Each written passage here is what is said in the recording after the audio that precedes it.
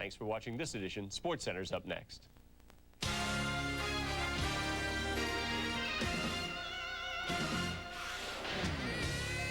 Coming up on SportsCenter, after an epic victory over arch-rival Miami, the Knicks prepare for their other nemesis, Indiana.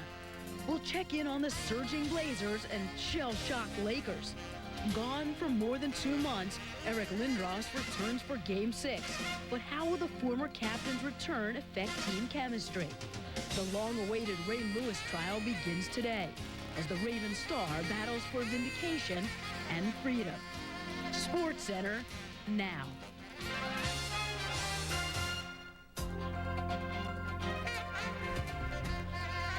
Hi, everyone. Welcome to SportsCenter alongside Bob Lee. I'm Suzy Kolber. The much-anticipated comeback in Philadelphia in a moment. But first, a return to the series marked by mutual dislike. Knicks and Pacers, I prefer the term visceral hatred. The series opens tonight in Indy. Ticket brokers asking Springsteen closing night prices more than $5,000 a ticket to be an up-close eyewitness to these loving neighbors. The tabloids are restrained, as usual. The Daily News calling the Pacers Hicks and the model of the Clampetts of Beverly Hills. Reggie Miller's stream of consciousness set the tone for Game 1. Miller dressing like Gilligan, but talking like Clint Eastwood, looking within his heart for more than a 3-hour tour. I just think they always think they're bigger and badder than everyone, and they really don't want to give no one else respect. And we know they don't give us no respect. So why should I give respect or like someone that doesn't give us respect? Approaching his 35th birthday, seemingly reborn this spring, Reggie burns to finally beat the Knicks for a berth in the Eastern Finals. But today, his words are burning their way into the hours leading up to Game 1. Melissa Stark is at the Fieldhouse in Indy. Good evening. Good evening, Bob. The New York-Indiana rivalry just wouldn't be complete without Miller saying something. He admits that hate is a strong word, but he says that's exactly the way that he feels about the Knicks. Now, whether he says these things just to rile himself up, to motivate his team, or to anger his opponent, who knows? But one thing is clear, the Knicks don't care. I don't know. I don't have anything to say about that. I'm here to play. I'm not here to talk. I believe he feels that way, and coincidentally, it's part of the theater also, but he feels that way, and rightfully so. I respect Reggie. He's one of the best players, you know, that's played the game, you know. But the bottom line is, you know, we were the team that advanced last year. As a New Yorker, Mark, does it bother you at all? Jesus Christ. They want to know that it bothers me that you made comments about New York. You want to answer that for me? No, you go ahead. No, not at all.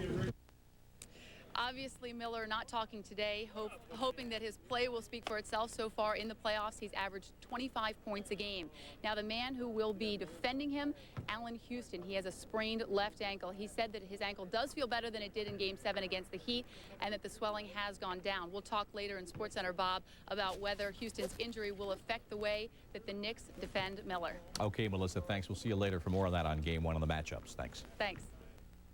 Before we address chemistry or distractions to a team on the brink of the Stanley Cup Finals, allow Eric Lindros to enjoy this. Today, the Flyers center skated in his first full team practice in more than 2 months and was immediately cleared to play tomorrow night in Game 6 of the Eastern Conference Finals against New Jersey. Al Morganti has the details. You could fill a book with all that's happened between the time Eric Lindros left the Flyers lineup with a concussion on March 12th and the time he got back on the ice with the team on Tuesday. There's been a very public spat with management, the loss of his captaincy, and a second concussion at a practice with minor leaguers. But all of that has been put aside as coach Craig Ramsey and the team decided that since Lindros is healthy, he'll return to the lineup. What his role will be is undecided, but whatever that role, he's ready. I feel right now that, you know, that I can help out. Obviously, I'm not going to, be playing, 18, 20, 25 minutes a game. It'll be a much later role than that, and just getting back into it. I think that it'll work out. Every shift you gain some confidence and you get things going. We'll see how he goes. His role will be on a more limited basis, and he said to me that he understands that, accepts that, and he will earn more ice time as he goes. I feel comfortable on the ice. I feel comfortable in the dressing room. I've been around here a long time, and I'm just looking forward to playing. His coach and teammates are also looking forward to Lindros' return to the ice, but not all the off-ice attention it's sure to receive. I've instructed the players, the rest of the players, to have no comment. You heard from Eric and you heard from me. It's a team decision. Everybody supported it, and we're not going to deal with this anymore. We're at 60 minutes from being in the Stanley Cup final. That's what we have to focus on. And nothing can come in and distract us from that. The issue is closed to the rest of the players. Otherwise, it's going to just drive us crazy.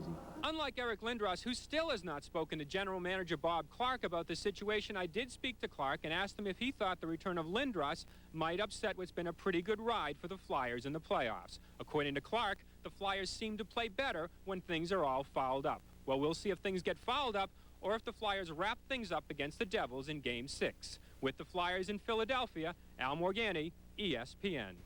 Thanks, Al. Now we can discuss tinkering with the chemistry of a team on the brink of the finals, how a superstar whose medical diagnosis and treatment sparked a controversy, how this guy lost his captaincy, sat out 2.5 months, and only now returns for a conference final Game 6. Depending upon who you are, this is either making sense or nonsense. And we are joined by our hockey analysts, Barry Melrose and Darren Pang. Darren, you were there today. I tell you what, Craig Ramsey does not look like a guy who's one win away from the finals. The only thing he might be missing are his ball bearings right now. Well, first of all, they let go a golden opportunity to advance to the Stanley Cup Finals. That seems to be forgotten with everything that happened today at the practice, Bob, and it's a very important thing. They really opened the door a little bit for the New Jersey Devils, and momentum now swings New Jersey's way. As far as going down there, Bob, and seeing the practice and seeing what went on, there was a part of me that was a little bit sad after playing a team game for the majority of my life and watching I don't know how many cameras were there, but there was just a bunch that was overflowing in that small Voorhees practice facility. They were all on Eric. Everything was on Eric. I'm not taking anything away from Eric, but this team is one win away from going to the Stanley Cup Finals, and they've done it all really without Eric Lindros' presence in the playoffs. So the good news is we're going to see him on TV, and it's going to be a much anticipated game. The bad news for me was it really is taken away from a great team effort anyway today. Well, Barry, this new Flyers chemistry, what does a move like this do, bringing a guy back after 2.5 months? Well, first off, I heard Craig Ramsey loves strawberries too, Bob, so that was probably a good quote. Are they a better team today, more talented team with Eric Lindros in the lineup? Certainly. He's one of the 4 or 5 best players in the world. Are they a better team? I think we're going to find that out in the next couple days. Eric coming in, just like Darren said, takes all what has been happening to this team, what's made this team special, all they've overcome, all they've done, secondary. Eric is the story now. Eric playing in the story now in the game. That's all the press talk about. This team has overachieved, I think. They beat a Buffalo team that they couldn't beat with Eric in the lineup. They came back 2 games down against a Pittsburgh team with the Armor Yager, showed a lot of grit, a lot of character. John Leclerc takes 39 stitches in the face, doesn't miss a shift. That is what makes this team special. They fight, they scratch, they claw. They're not as talented as they were 3 months ago without Eric in the lineup, but boy, this is a special team. You cheer for them. I would like to have seen Bobby Clarke and Craig Ramsey give this team a chance to win Game 6. Give this group that has been playing so well a chance. If they don't play well and they lose, bring Eric in for Game 7. But I think their thinking is if they lose Game 6 with Eric in the lineup, he will be better in Game 7 and maybe they have a better chance. As a coach, I would love to see this group get a chance to win, but I understand why you add a great player like Eric Lindros to the lineup. And the irony of ironies, Peter White, Bob Clarke's son-in-law, will be the scratch tomorrow night in Game 6. Barry, we'll see you later. Darren, enjoy my home state tonight. Behave yourself. Thanks. All right. The NHL's Western Conference Finals resumes tonight with the series tied at 2 apiece. The Stars, back on home ice, will try to make a statement by ending the seesaw battle of one-game winning streaks. But to do that, they'll have to tap a resource that has been relatively dry.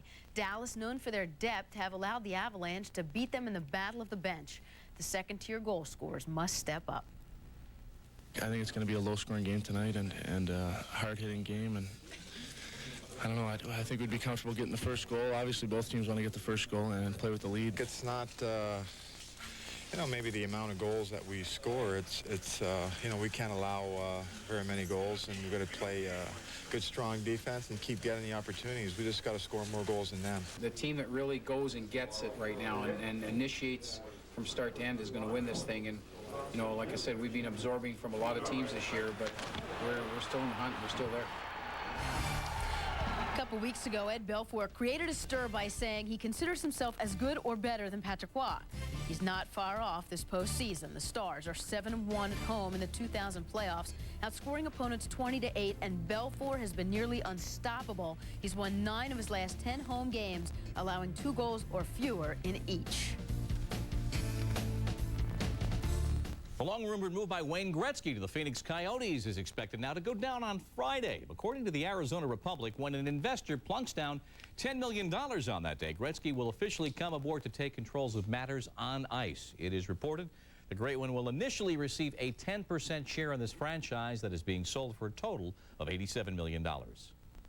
Judgment Day nears for one of the NFL's great receivers, Michael Irvin. As we've been reporting since last season, doctors have advised Irvin to stop playing. But the Cowboys' all-time leading receiver has yet to make an official announcement. Irvin has been talking to TV networks, including ESPN, about his possible future in broadcasting. Meantime, his locker at Valley Ranch remains full, although he has not participated in any of the Cowboys' off-season workouts. Today's minicamp found Michael's teammates missing the playmaker. I know it's hard on him. I know it's hard on him. It's hard on any man that got to put down the game, and in a fashion which he has to put it down. And, you know, it's a tough situation. No one really wants to go out in that manner. Everybody wants to go out on their own terms. And when you're not able to go out on your own terms, sometimes it's hard to deal with. Sometimes it is hard to deal with. Oh, man, Mike, them some big shoes to fulfill around here, man, but I wish I could. Mike was telling me last year, say, Ham, this your stage, man. This stage is for you. You know, it's like something's missing around here without Michael and Daryl. And since I've been in the league, I've been in here for 9 years. And, you know, when I first walked in this locker room, that's probably the first two faces I saw. Referring to Daryl Johnston, of course. Irvin hasn't played since sustaining temporary paralysis following a catch in Philly last October. He later learned he has a genetic condition that makes him susceptible to permanent paralysis if he takes another blow to his head or neck. Ray Lewis's attorney today told the jury in his opening statement that the Baltimore Ravens linebacker did know his two co-defendants, that indeed they were good friends. But it is an open question whether there's enough evidence to convince a jury that Lewis did take an active part in the fatal attacks in Atlanta on Super Bowl night. Prosecutors told jurors what to expect from testimony linking Lewis to the killings. Sal Paolantonio in Atlanta. In his opening remarks, District Attorney Paul Howard described the profanity and bloody mayhem of the Super Bowl night fight. You will find very quickly that this is not a case about football or football players or the Super Bowl. This is a case about the murder of two young men.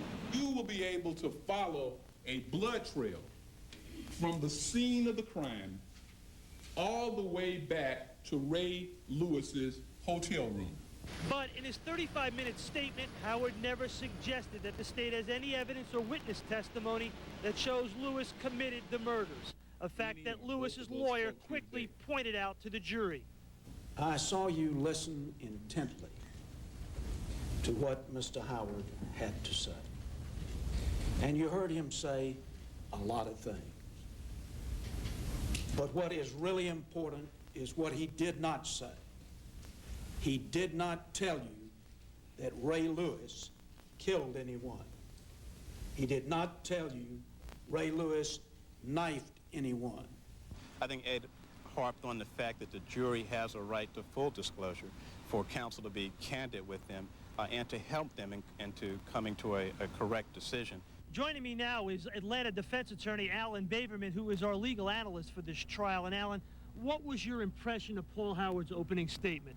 Sal, prosecutors are taught that there's a textbook way of proving a case. The first thing that a prosecutor does is tell the jury, this is what I intend to prove.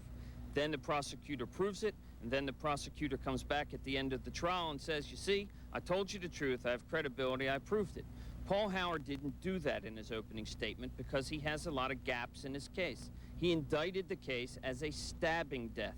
He has no evidence that Ray Lewis is involved in any stabbing. He has no forensic evidence that's going to tie Ray Lewis to any stabbing. And so therefore he has weaknesses in his opening statement because he has weaknesses in his case. And then we heard from Lewis's lead lawyer, Ed Garland, who used an indignant outrage to rebut the prosecution's opening remarks. Are we going to see that from the defense throughout the trial, and how effective can that be? Well, that happens to be Mr. Garland's style, and he's going to be outraged during the trial. And he's going to be able to be outraged because of the weakness of the case that was indicted. However, he's going to have to be very careful. Ultimately, there are two dead bodies laying on the streets in Buckhead. And because of that, he doesn't have the moral high ground, and that could turn off the jury. The prosecution will continue with its case for the rest of the week. Now let's go back to the studio. Now this is good timing. The Diamondbacks, perilously close to losing their lead in the NL West, get a huge boost. They get their cleanup hitter back. Third baseman Matt Williams will likely be back in the lineup tonight when they host the Pirates. A decision will be made after batting practice. Williams, who led Arizona in home runs and RBI last season, broke his foot in the final week of spring training when he fouled a ball off it. Hit and fielded well in his minor league rehab, had no pain.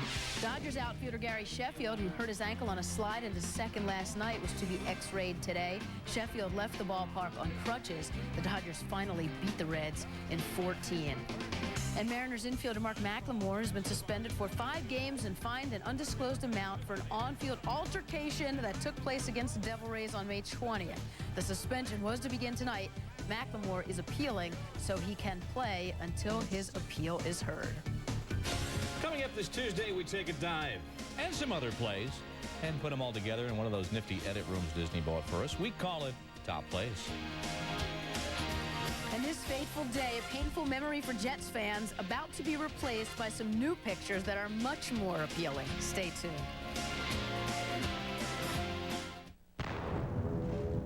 Volunteers, we all have regular jobs. We can be coming from anywhere. We get a call, we need to get to the fire right now. Things that are going through our mind are hazards we might face so that when we get on scene, we're ready to act. We need a truck that can handle anything we throw at it. 4 full-size doors gets us in and out quickly. There's 6 people in the cab, and there's a ton of room for cargo. Great truck.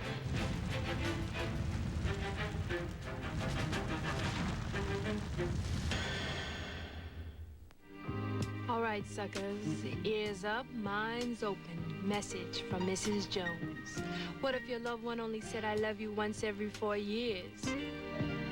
What if you had to fly overseas just to find people who knew you? That wouldn't be too cool. Yet that's how y'all treat Michael, Marion, and Maurice, the world's fastest humans. Our track stars need more love. The more, the better. Can you dig it? Lindros, ada dapat onton?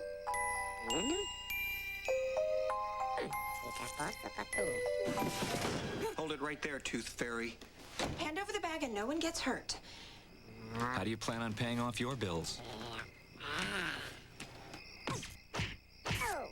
A Conseco home equity loan can consolidate your debt into one low payment. Conseco, step up. There's nothing going on here tonight. Ever notice if you rub your eyes for a while, you start to see little stars and stuff? You see? No, I don't see anything. You gotta rub harder. Red dots, okay? Is that what I'm... This is great. Wait. You see it? Oh, yeah. I got flash. Whoa. I see blurry blobs. 2 of them. Ooh, lightning. It's like a French painting. Big night out. Tiny amoebas marching together. Grab a Miller Lite. It's Miller time. It's on me, guys. Thanks. See, that was kind of cool. Yeah. SportsCenter is brought to you by Conseco and by Miller Lite. For the coolest stuff in the world, go to MillerGetTheGoods.com.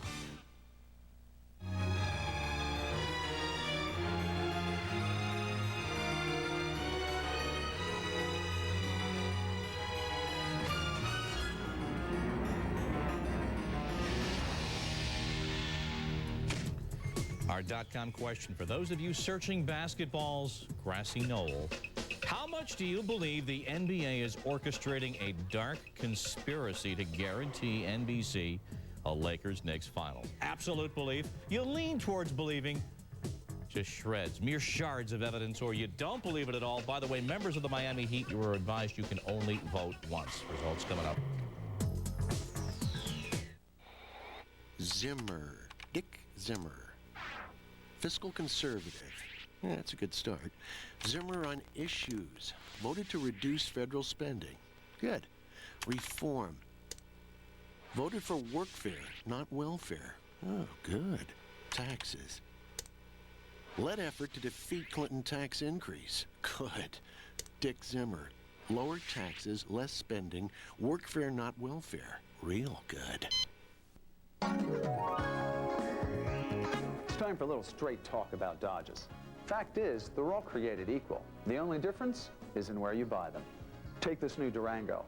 The smart customer who bought it came into Dayton Dodge and picked it out at 70 in stock. And take the simple, no-nonsense way Dayton Dodge does business. And take the final price he paid, $300 to $500 less for the same vehicle and equipment.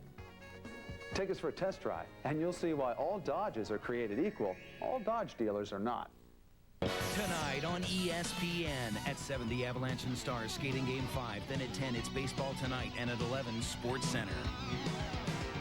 On ESPN2 at 7 RPM tonight. At 10, X Games Classics. At 11:30, a hockey wrap-up on NHL Tonight. And at midnight, NBA Tonight. And on ESPN Classic at 8, Wide World of Sports. Then at Sugar Race Hit Parade at 9, a 14th round knockout. And at 10, the St. Valentine's Day Massacre. Do you have all the ESPN networks?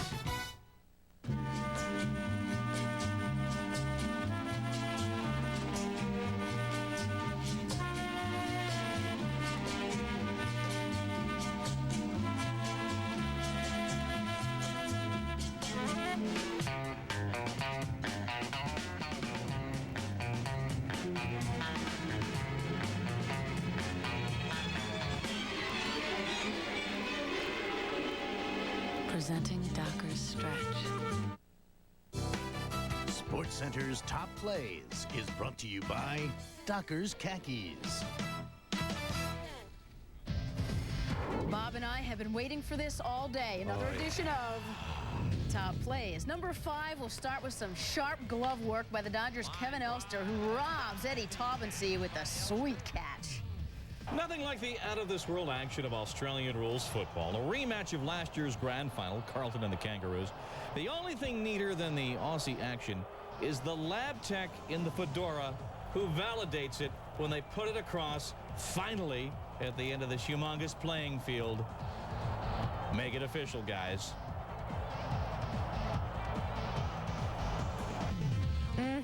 The Lakers could have used some Aussie rules last night. Bonzi Wells slows it down, hands to Pippen. Scotty right in the lane, all the way to the hoop and laid it in. Great move. Speaking of lab techs and fedoras, they do approve of the space work by the Atlantis astronauts. And number 1, with the tough Aussie judges, approve of the Devils' chances. Here's Eliashib, gets it back center, score! And it's 3-0 in favor of New Jersey. One game underway in the majors. Al Leiter going for his 5th straight win, getting some help from Todd Zeal. Todd Pratt, who delivered back-to-back home runs in the 2nd inning, but Tony Gwynn is bringing the Padres back. He just scored. It's 3-2, bottom of the 4th.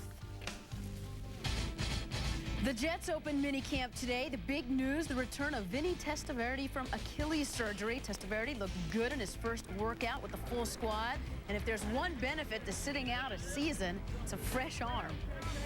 I was looking forward to getting around the guys and, you know, getting back in there, you know, and just taking some snaps and being, feeling like a part of the team again. I've had a nervous stomach the last couple of days, just anticipating getting out there today. I was real anxious to get started, and, you know, I'm happy that the first practice is over. Let's put it that way.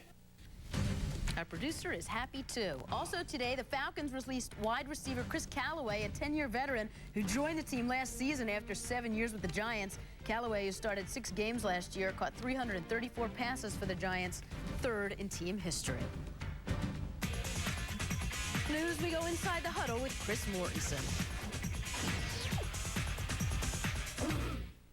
Deion Sanders is arguably the fastest man ever to play in the NFL and certainly one of the smartest. No surprise then that some teams perked up when they heard Sanders, who appears to have dropped his baseball aspirations, has been working in New Orleans with renowned speed coach Tom Shaw. If Denver Broncos coach Mike Shanahan becomes convinced that Deion is serious about offseason conditioning for the first time in his career, it may make him reconsider Sanders as a viable option for suspended corner Del Carter. Because of Carter's suspension, the Broncos are more than $5 million under the salary cap, second only to Philadelphia's $7 million cushion. That would create the leverage Sanders needs to pull off another big contract. Hey, we said he's smart, which has to make Redskins owner Daniel Snyder nervous. Snyder was disappointed last week when another big-name player he desired, ex-Patriots tight end Ben Coates, had such a disappointing workout that he's been dropped as a potential addition. So who's more valuable, the guy who opens the holes or the guy who runs through them? The Bengals' message this week is that offensive tackle Willie Anderson has more value than running back Corey Dillon. In fact, the Bengals have offered Anderson the $5 million salary that Dillon has sought during a stalemate in which Cincinnati's best multi-year offer to Dillon is for $3.5 million a season. Squeezing Dillon, a restricted free agent, is a June 15th date in which the Bengals are allowed to reduce their one-year contract tender from $1.37 million to $550,000, a move that would further exacerbate negotiations. Dillon will meet with NFL Players Association officials, including Executive Director Gene Upshaw, prior to the deadline to get a better grasp on his options. The Steve Young watch continues in San Francisco. Team sources say that as the decision is nearing for the quarterback on his future, he seems to be talking about the R word, as in retirement, more than in prior discussions. Inside the Huddle, Chris Mortensen, ESPN. Thanks, Mort. Coming up, barely time for the Knicks to towel off and climb in against the Pacers, where they're hoping for a scoring spree. And later, we will see what Scotty and the Blazers plan to do with their newfound home court advantage. Ask for us by name. This is SportsCenter. As American as the Big Apple. A taste of the old world, a taste of the new. The best of both. Applebee's introduces Manhattan steak and shrimp. Traditional grilled sirloin sharing the plate with a newcomer. Lightly garlic-crusted shrimp. Crispy shrimp, tender sirloin, together like New York, New York. For a limited time only, Manhattan steak and shrimp. As unique as the Big Apple. As American as Applebee's. Okay, tell me the difference again. That chain's thicker. Is it thicker than the longer one? Yes, but not as long. Jim, what do you think? Well, while I appreciate the thickness of the thicker one, the longness of the longer one... I say this one. Big choice. Wonderful choice. That was what I was thinking. Bingo, bingo. That's the one. It's time for E-Trade Bank, the #1 place to bank online. Earlier today on Up Close. If I was in Vegas right now, the gun to my head, I'd probably pick Indiana because I think they have a little pizzazz going. Their confidence is going the right way. The Knicks have been up and down, a little fragile, haven't really played good, really special basketball, and I think Indiana at times in both series against us and against Philadelphia have played at a high level. I'm Gary Miller in Los Angeles. Join us Wednesday when Bruce Smith is in studio. One of the most feared pass rushers in NFL history. A 15-year Buffalo Bill is now a Washington Redskin. We'll talk about the change at 5:30 Eastern. You're not in the East. This is the West. This Friday, we are partners. Shake on it. catch the comedy that gets 2 thumbs up. Shanghai Noon is funnier than Rush Hour. Ow. I'm not going to walk with you if you walk like that. It's a great movie. You know any Chinese drinking games? A crazy, hilarious, over-the-top blast. Jackie Chan, Owen Wilson, Lucy Liu. Shanghai Noon, rated PG-13, starts this Friday. So, Jim, the Calitech meeting's back on. I need you there first thing in the morning. Great. Hey, Deb. Jim? Just talked to Roy. He needs you at Calitech tomorrow, 10 a.m. Good news. You're going to Calitech tomorrow. You've earned it. Hey, man. Hi. Hey, you ever been to Calitech? For every reason to travel, there's a Best Western to stay in, including one near your client. How visionary. A bifocal contact lens that allows you to see both near and far. Sharp as ever. Ask your eye care professional about AccuView Bifocal. AccuView, advancing the science of sight. For 10 years, ESPN's Outside the Lines has investigated sports on and off the field. Now, this groundbreaking Emmy Award-winning program has a new weekly edition, Sunday mornings at 10:30. Join host Bob Lee as he explores the major story of the week dominating the headlines, plus live interviews with the top newsmakers on the one program that takes you inside the game by going outside the lines. Outside the Lines, now Sundays at 10:30 on ESPN. And what did you do this weekend, Tommy? I have been to the Edge and back. Excuse me? The Edge Pizza from Pizza Hut is back. Pizza is about toppings. The Edge has no outer crust. The Edge is toppings that keep on going. Keep right on going. Taste the Edge. I say let go of your crust, my friend, brother, sister.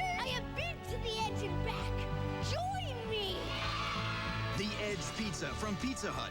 Another one of the best pizzas under one roof.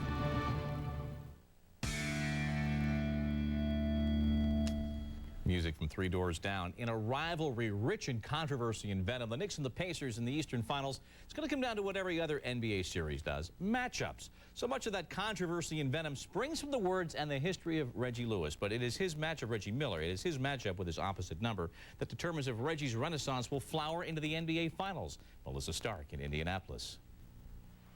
Allen Houston played a key role in last year's conference final, hounding Reggie Miller, chasing him endlessly around screens, holding the Pacers sharpshooter to just 36% from the field. Although Houston is nursing a sprained left ankle, and Miller is hell-bent on reassuming his status as New York's public enemy #1, the Knicks still feel they can repeat last year's performance. You got to just stay attached to him. It's not talking about individual players. Reggie does warrant a lot of attention. But our defense is what it is. I mean, it's not by luck that we play the defense that we do. We hope that Allen is feeling good, though, so he can play without having to worry about his ankle and just focus in on what he has to do to be effective for us. You know, no one on our team really knows except for Allen, so we'll see how it's going tonight. We play team defense, and you know, Reggie is one guy, and if he scores all the points, then we will win. So I have confidence in Allen. One guy who should be brimming with confidence is Marcus Camby. He was the X factor in last year's series, averaging 14 points and 11 rebounds off the bench. When Larry Bird was asked yesterday how important it is to put a body on Camby, he joked, a body or a bounty? We'll be more focused on him this time. I thought last year he kind of caught us off guard, and we know what he can do, and we just have to be prepared to defend him. It's definitely going to be tougher.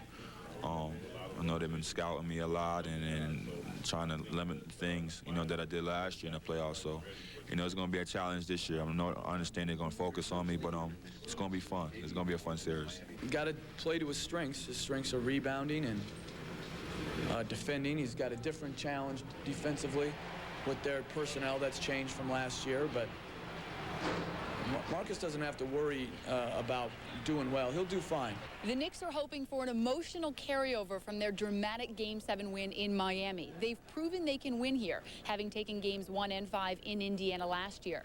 How important is Game 1 for the Pacers? Believe it or not, during their entire NBA playoff history, every time they've won Game 1, they've gone on to win that series. Every time they've lost Game 1, they've lost the series. In Indianapolis, Melissa Stark, ESPN.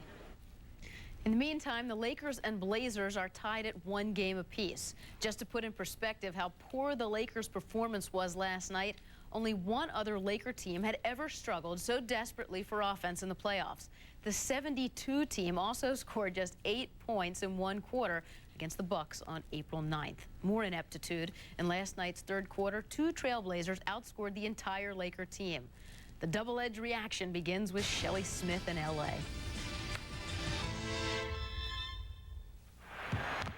Fresh off their worst loss of the season, the Lakers didn't work out Tuesday. Instead, spent 90 minutes watching and analyzing video of their Game 2 debacle against the Blazers.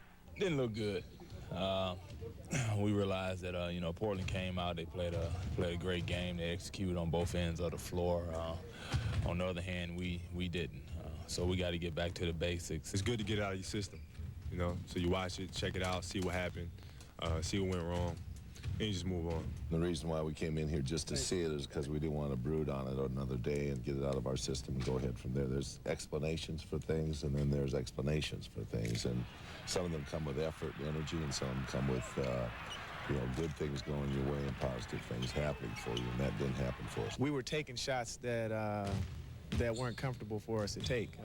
You know, we'd bring the ball down and stop around the three-point line. They'd sink in Shaq's lap, and then it'd be like, okay, well, I'm going to settle for this shot instead of swinging it to the other side, moving their defense. We've been stepping up to challenges all year. Now we just have to go up there and get 1 or 2.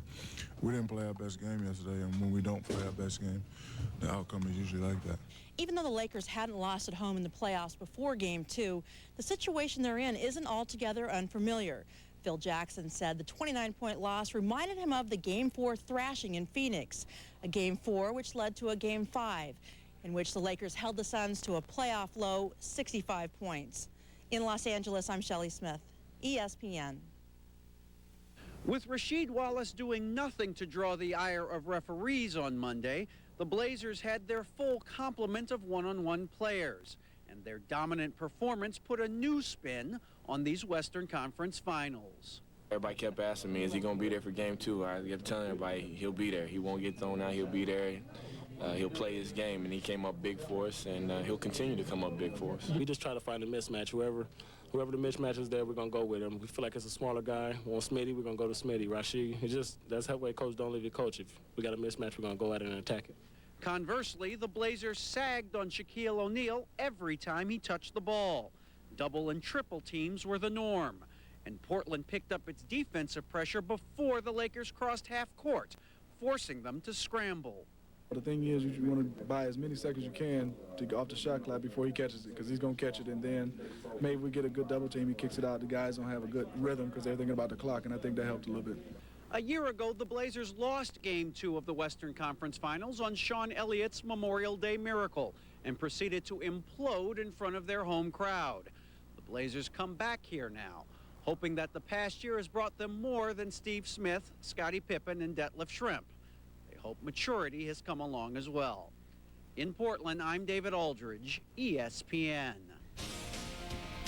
Whether Ray Lewis goes free or to prison depends on the impression the jury forms of him. Two very different pictures coming up next. And Pedro goes for his major league leading 8th win of the season tonight. Baseball Tonight boys check in with a preview. The Edge is brought to you by Pizza Hut, home of the Edge Pizza. Another one of the best pizzas under one roof. When I was a kid, I dreamed of becoming the best. Of course, I do more than dream. I make plans for what's going to happen to me in the future. I actually got up and did something about becoming a champion. I went out and worked hard. I trained very hard. I always have to get a new resolve to get better and new goals. There's a lot of constructive things that you can do. I don't have to mess around with the drugs because I know it's not good for me and it's not good for anything that I do. Drugs kill dreams. It's just not worth it. But it's always you have the choice. You have to make the best one. Okay, Mike, you're at $1 million. Who's your lifeline going to be? I'll go with Jay. Yes! Jay! I'm the one with the cable modem. Go online with a dial-up connection and you'll be sorry. Connect to Comcast at home and you'll download up to 100 times faster than a 28.8 phone modem. Got it! Come on, Jay. Come on! Goodbye. Comcast at home. Sign up today and get free installation. Final answer?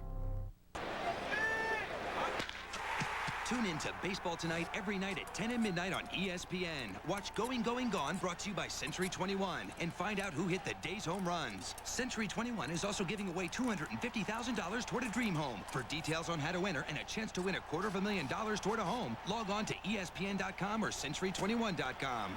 Going, Going, Gone for the day's dingers. ESPN.com or Century21.com for some serious home improvement. Over the next several weeks, first prosecutors and then attorneys for Ray Lewis will paint two very different pictures for the jury, different pictures of the Baltimore Ravens Pro Bowl linebacker.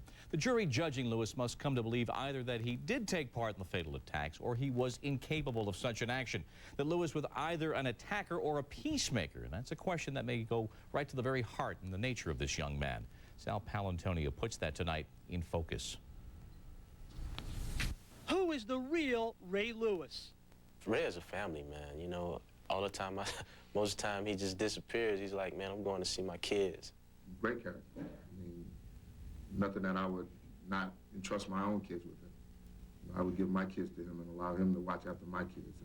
And in that situation, that's the most precious thing that I own in the world. And I would not even think twice about having him watch mine.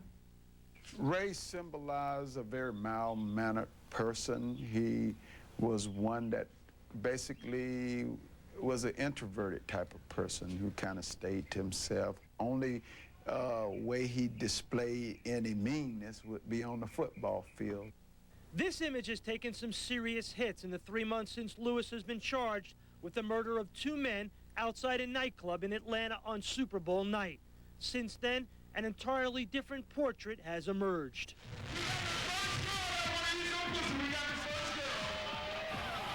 That's Ray Lewis dancing in a video called Luke's Freak Show, which surfaced 3 weeks ago. Co-starring with Lewis in the video is Joseph Sweeting, who along with Reginald Oakley is on trial with Lewis in the 2 stabbing deaths. What's the reaction when he shows up in a sexually explicit rap video? Well, that's very disheartening to a lot of the individuals that know the kind of person he is. The higher you go in life, the greater the devil addresses you and chase you. And so by Ray becoming this famed football star, certainly the devil got hot on his track. According to court testimony, Lewis met Sweeting at the University of Miami, where Sweeting befriended a number of the school's football players. Since then, Sweeting has had felony convictions involving drugs and guns. The prosecution contends that Lewis knows Sweeting so well that last year he got Sweeting a sideline pass to a Ravens home game. Would you be surprised to know that Joseph Sweeting, the co-defendant indicted in this case along with Mr. Lewis for murder, has been to Ravens home football games, has stood on the sidelines, and has mingled with players, staff, and coaches? Are you aware of that? I would have no awareness of that, and I have no belief in that. And what is the basis of that statement? I have no idea who Mr. Sweeting, that's his name, and how he got on there, if he ever did get on there. Lewis's relationship with Sweeting and Oakley will be thoroughly examined at the trial. So will the defense's contention that he was a peacemaker during the Super Bowl night fight. Is there any chance that he committed these murders? None whatsoever. Why do you say that? He doesn't have it in him. He just doesn't have them in him. He's not the kind of person that could let anger rise to that level, that intense level that would allow him to do that kind of thing. But in the last 6 years, there have been 4 documented incidents in which Lewis was accused of violent off-the-field behavior. In all cases, either the authorities never pursued the case or the alleged victims never pressed charges, including his fiancée in 1994. But did he punch you? No, at no Did time. he slap you? No. Did he beat you? No. In 1997, McCall, the mother of 2 of Lewis's 3 children out of wedlock, successfully sued him for child support. In 1998, another woman won a paternity case against him. But an Atlanta judge has ruled that all of these alleged past misdeeds are not relevant to the murder case, and the defense is certainly not bringing them up. I think that there's too many downsides to opening his personal life at the trial. Today was the first day of testimony in a trial that is expected to take at least several weeks. As we continue, he gave up 4 goals on the first 10 shots on Sunday. The Avs need Waugh to be better than that tonight. We will be checking in live in Denver. We'll also be talking about the Rockets' red glare and who just might be joining him in that uniform real soon.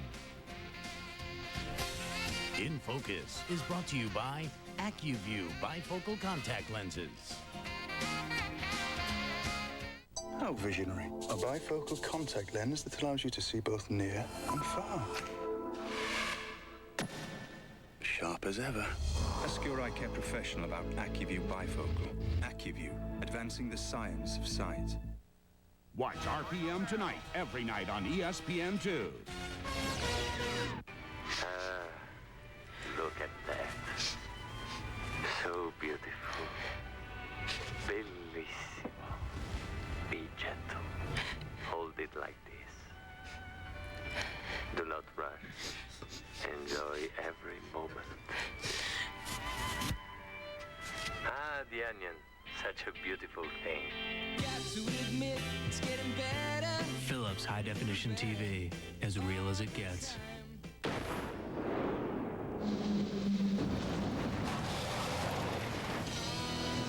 Chrysler Concorde. 4-wheel independent suspension and a powerful V6.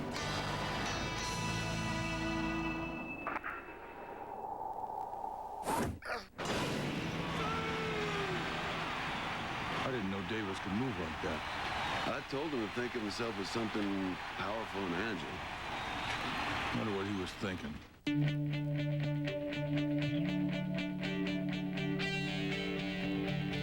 Roads can only take you somebody else wants you to go. But the new 155 horsepower Yamaha XL 1200 has the most powerful wave runner engine ever made. Designed so you can have the road go wherever you want it to go. Yamaha, solid thinking for a liquid world. When I started playing MLB Showdown, I wasn't superstitious at all. But you'll do anything to keep the winning streak going. I've been wearing my lucky underwear for 3 weeks now. I have a ritual for everything. Save a toenail, save a game. And gravy on game day. I've got a franchise at stake. I can't afford to take any chances. Give me some magic, boy. Introducing the MLB Showdown 2000 card game. Real players, real stats, real baseball action. Rituals may vary. From the worldwide leader in sports, you are watching SportsCenter on ESPN. Forget home ice advantage, forget momentum. So what has the Western Conference Finals been about? For one, Stars goalie Ed Belfour. Without him, Dallas would be facing elimination. Number two, Colorado's domination between the blue lines, forcing turnovers and using their speed. What else? For that, we send it out to the guys calling the shots. Gary Thorne and Bill Clement live at Reunion Arena in Dallas. Hey, guys. Suzy, we're just barely live. It was 100 degrees here today, and we were mighty happy to come inside an ice hockey rink. I'll tell you that. We'll see how it holds up. For the Dallas Stars, Bill, they are taking this game as though it was a couple ahead of this.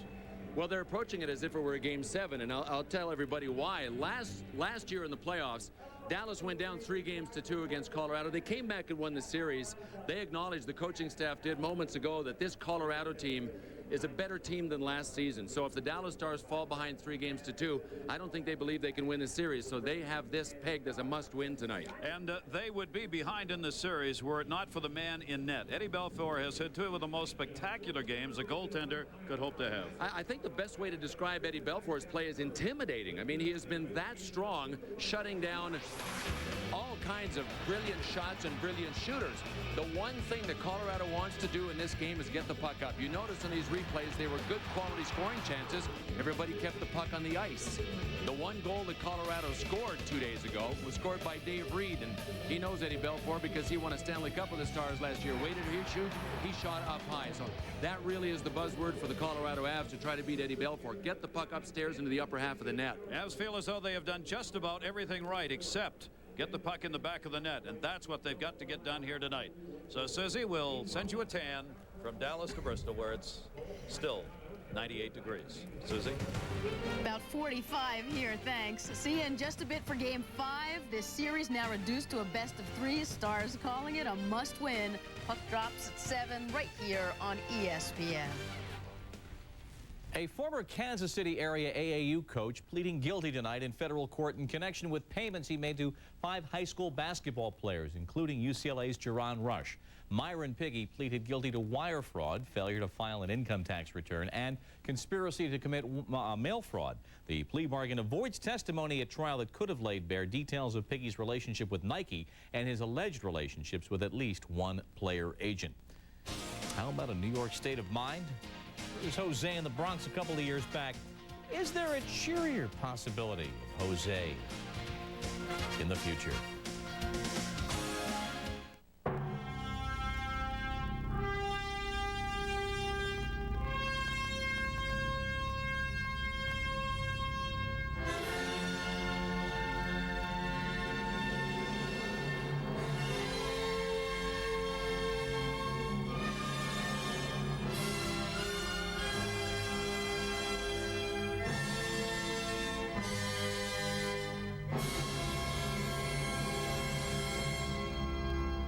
In the future, managers' lives will be simpler with online group profiles. Employees will order their own office products, and management will approve them with the touch of a button. Keeping the office fully stocked with Staples.com. The future is now. Hey, Frank, did you approve my order? Yeah, all taken care of. He's a little odd, but he's a whiz with supplies. Shop Staples.com today and get a half case of Georgia Pacific inkjet paper free with any order of $50 or more. Hey, Mozart. Hey, sweetie. Elijah, I have a test tomorrow. It's believed that learning music early can help kids do better in math and science. So the simple act of learning to carry a tune can carry a kid a long, long way. Early Notes Music Education, proudly sponsored by Texaco. First home.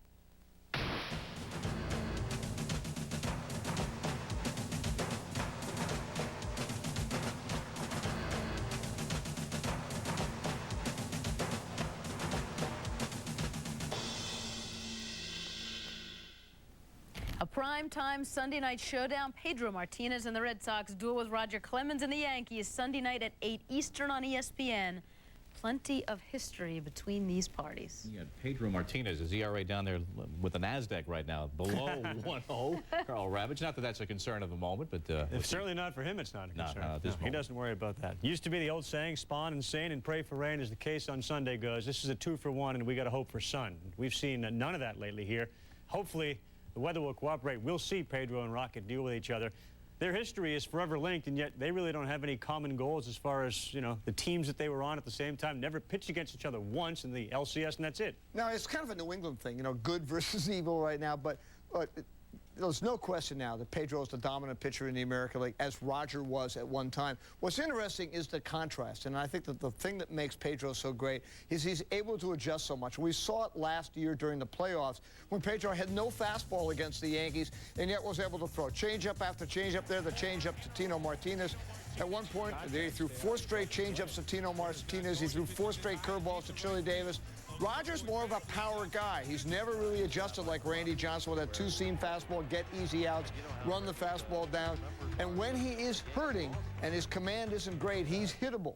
But when he's on and he's right, he's still great. I mean, I just hope the game is as good as the promotion. No question. It was good. Sunday, 8 o'clock Eastern time on ESPN. All right, the Yankees, as he being unhittable, the Yankees aren't getting any hits. Only the Tigers and Phillies have fewer. They've scored fewer runs. I mean, the Yankees are right near the bottom of the barrel. There are some rumors that they're going to be making some moves. They have meetings all the time, and the name Henry Rodriguez continues to pop up.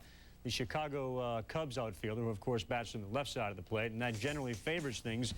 You know, at Yankee Stadium, you take a look at an ESPN.com little hit chart here, and you see the 22 actually of his home runs from 1999 through 2000 have been to right. That doesn't apply to Yankee Stadium. They pitch him differently. They pitch him away. I think he'd die in Yankee Stadium, and he's a swing and miss guy, and they're not really interested. I mean, this was not an emergency meeting that they had in Tampa. It was actually planned for a week. They had all their guys together, but right now, Henry Rodriguez is at the bottom of their interest list, from what I'm told. Why in the world was I told to bring up Henry Rodriguez? Well, because the Cubs want to dump his salary. All right, there you go. There are other guys, too, that they're talking about. Canseco? Well, he's kind of last on the list. You know, George Steinbrenner likes him, but I don't think that Nomoli and Steinbrenner could ever get together. P.J. Surhoff is #1 on their list. Matt Stairs is #1 on their list. I think one of the problems with the Orioles is that they're going to have a lot of trouble trying to make decisions. So, I mean, they could do Soriano for Stairs and a minor league pitcher right now. I think that's a possibility. There's no question that they could end up doing a Soriano, Surhoff. Moises Alou's name, even though they want a left-handed hitter, Moises Alou's name is going to come up because they're going to probably move him before July 31st. That's a possibility. They'd love to get Jeremy Burnitz, but the Brewers ask too much. I think the question is going to be what happens this week. If Chris Singleton gets a couple of hits, that sets Steinbrenner off because they gave him away to the White Sox for $1. And if they ever lose 2 out of 3 to the Red Sox, oh, boy. That'll be it. Now, you mentioned Soriano. Does that mean Mendoza at this point is also expendable? Probably so, because their pitching has been pretty good, and Grimsley has emerged as a really solid middle guy. All right. Don't forget, we'll all be back on Baseball Tonight. Comes your way 10 o'clock Eastern time, and a full hour. We'll follow the Avalanche and Stars game. We'll talk about Peter's unsung all-stars, some of the guys who probably won't be on the team that should be. We'll get into the Dodgers pitching and just how good Peter thinks they may be. Rick Sutcliffe joins us as well. We'll talk about Rick Helling and a full schedule of baseball in progress highlights after the Avalanche and the Stars. That does it from here. Now back to you, Sis. We'll be watching. Minutes away from Game 5 of the Western Conference Finals, Ed Belfour and Patrick Roy, the last line of defense. Series tied at 2.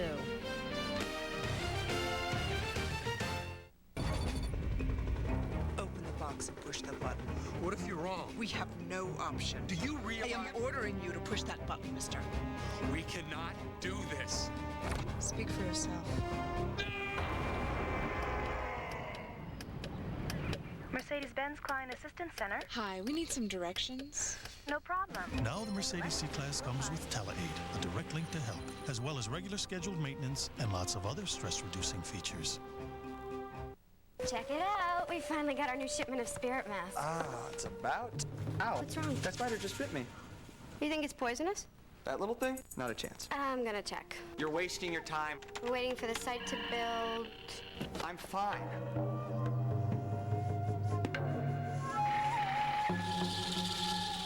Okay, we're almost there, Hank. Hank? Cobat DSL. 1-800-GO-COBAT. Conference finals continue on ESPN. With the series tied, Mike Modano and the Stars head back to Dallas, where Peter Forsberg and the Avs gear up for a Game 5 war.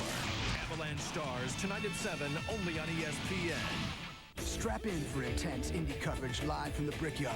Watch ESPN2 every night this week at 6:30 for the Indy Live Daily Report. Saturday, it's a special preview of the race at 4:30 on ESPN. Then Sunday at noon on ABC, it's the 84th Indy 500. Earlier, we asked you to what extent you would believe, as some seem to around basketball, that the NBA is orchestrating a dark conspiracy through the refs to guarantee NBC a Lakers-Knicks final. More than 90,000 folks logging on, conspiracy theorists. 44.6% think they don't believe it all. Absolutely, about 24%. 19 lean. 12.5 think slight shreds of evidence. And don't you have better things to do with your day? Actually, log on to ESPN.com for our question every day. Stay tuned, because here's what's ahead on ESPN tonight. At 7, the Western Conference Finals continue with the Avs and the Stars in Game 5. At 10, baseball tonight. And at 11, SportsCenter on ESPN tonight. What I was trying to do here was capture the hopelessness of modern life. There's no vases, no fruit, it's just quiet. It's permanent, but yet expansive. It's the same here as it is from here. In fact, it's me. You ran out of paint and the art store wouldn't take a check again, right? Right. Consider the Visa check card instead of checks or cash. It's fast, easy, and accepted everywhere Visa is, so you can get what you need. What I was trying to do here and get on with life. Capture the... Who's your friend, Mark? He's a venture capitalist. Oh, you still trying to trademark the .com? Okay, if I can get just a little investment from you, this is a go. I'll take that as a yes. Mom, I gotta send an email here. I need an upgrade. You need a data port. That's, yes. What's this look like, sweetie? A Holiday Inn? Data ports, meeting rooms, business services. Holiday Inn gives you more, and more is better. How would you really like to get to know Jeff Gordon, Dan Marino, Dennis Rodman, Brett Favre, Pete Sampras, Charles Barkley? Find out why Greg Maddux wears a Mickey Mouse watch, what Mike Piazza does in bars, what kind of wrestler Tim Duncan would be. All this and more in Outtakes, a new book by Dan Patrick. Full expanded interviews from Dan's Outtakes column in ESPN the magazine take you inside the minds of today's favorite athletes. Offbeat, revealing, and fuego. Outtakes in bookstores now or through ESPN.com. SportsCenter is brought to you by Holiday Inn, who gives you more, and more is better. This has been a presentation of ESPN, the worldwide leader in sports. For more, log on to ESPN.com, part of the Go Network, go.com. Update from San Diego, where it's all tied up in the top of the 7th, thanks to Tony Gwynn's first home run of the season. Next, SportsCenter, 11 Eastern after baseball tonight with Stu and Rich. Pacers and Knicks. Look at the pictures and the emotions of Game 1. Pedro and his teeny-weeny ERA in action tonight in Game 5 of the Avs and the Stars, all ahead at 11 Eastern. Martina Navratilova, first action back in tennis after 5.5 years, winning today at the Madrid Open in a doubles match. And that's wrap for us. Top story, Eric Lindros will be back for the Flyers tomorrow night. We've got more hockey right now. I'm Suzy Kolber. I'm Bob Lee. Avalanche of the Stanley Cup champ Stars next, Game 5.